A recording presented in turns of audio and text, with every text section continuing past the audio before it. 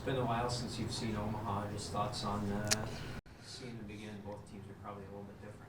Yeah, they are. I think, first series of the NCHC in the fall, we played against them. I think they had a couple guys out, and we might have too. But at the end of the day, yeah, it's been a long time. They're our travel partner, so again, we always know at the end of the year, it's either in Omaha or in Grand Forks that in the NCHC regular season. And last year it came down us going in there to win the Penrose Cup. This year they're coming up here, and we're trying to keep climbing here as far as in the standings and determine an opponent for playoffs. And it's always a battle. Two teams that play extremely hard, situations where they're very close games and very competitive. So again, like I said, a lot of things going into this weekend, but most of all of trying to keep playing the right way of trying to win some games.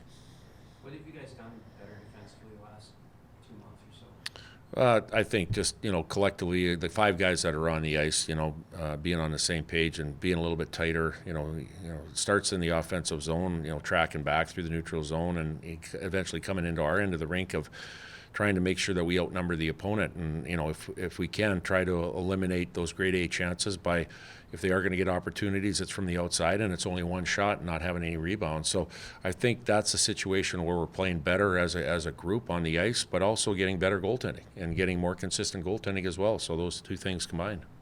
What senior days are strange nowadays with the COVID fifth years and the guys that can actually come back after. How do you guys map out what you're going to do for senior nights? Yeah, well, you know what?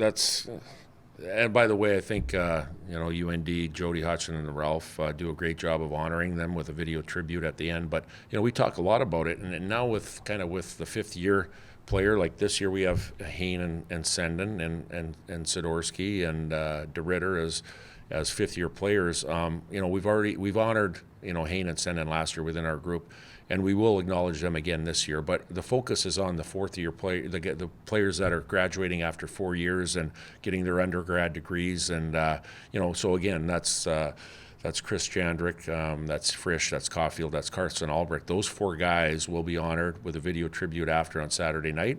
And then there'll be a little bit of a video recognition of the fifth year guys as well. But like at the end of the day, those are the guys that are going to get probably the recognition right away on Saturday.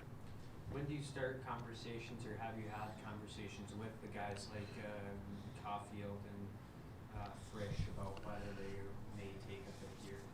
Yeah, and we do that throughout the year. As it comes closer, we've had those conversations a few weeks back, and we'll revisit it again here just before the playoffs start. But I think it's one of those things where you also include the NHL teams if they're drafted by the NHL teams, or where they think they stand, and just kind of having communication with not only the player but the NHL team. And with the free agent, that's a little bit more of a tougher thing to read. But again, like I said, I think it's open dialogue. It's one of the things you really don't want to focus on, from a day-to-day basis, but maybe just kind of reconnect every couple of weeks to see where it's at. And the major thing is our guys have shown no ambivalence of thinking or losing focus of what we're trying to do here.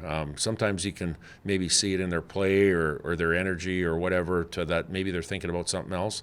Haven't really seen that at all with our group here. They're dialed in and focused, and you can see out of the play of the last couple of weeks on guys, especially those guys have opportunities maybe at the end of the year.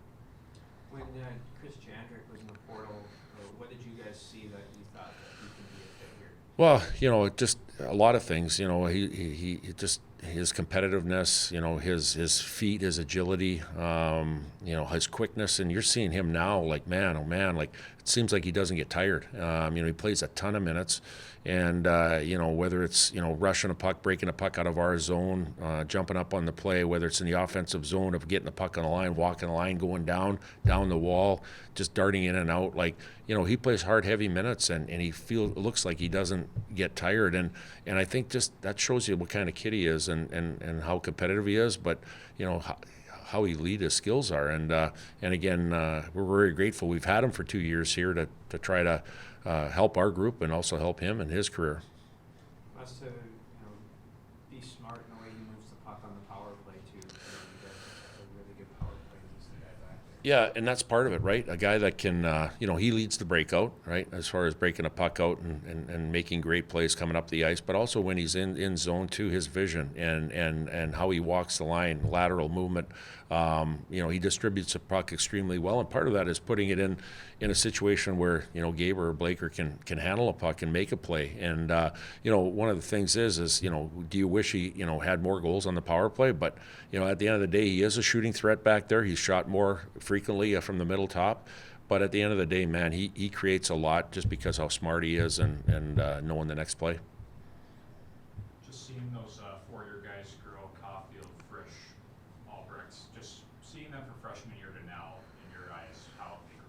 Yeah, well, they came in here as, young players, and I'm not saying they're old players, but they've really matured on and off the ice, and they've turned into really good leaders here. They've had good leaders before them as far as learning what our culture is all about, and they've really kind of taken it to another level here of what that is, and their legacy or their impact's going to be on the guys right now as far as how to handle things when times go well, winning Penrose Cups, winning championships, and when they haven't, when we've lost some games this year, and how to handle that. So they've done a really good job of just kind of maturing in their leadership style and helping the young guys grow.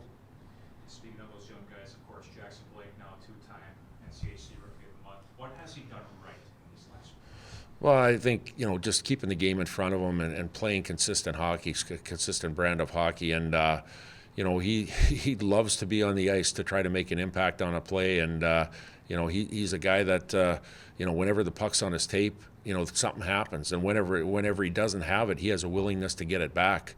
And, there's situations where you think, man, oh man, the puck's turned over going the other way. He has an uncanny knack of stripping that puck from the other team and getting it back and making a great offensive play. So I think just his competitiveness and his will, that's been pretty consistent.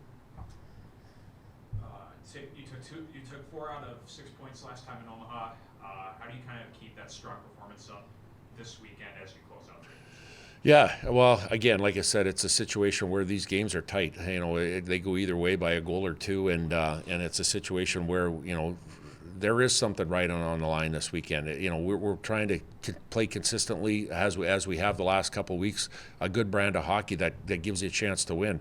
Obviously, pairwise is in it too. There's a situation where you have to win 2 games from here on in on a weekend to keep playing to win championships, and whether it's a playoff championship in the XL Energy Center or an opportunity in the NCAA tournament. So again, there's a lot of things riding this weekend, and it's just not a token weekend where everything is said and done, cut and dried. Like, man, we're building and we're growing, and we want to continue to do that. Good. Thanks.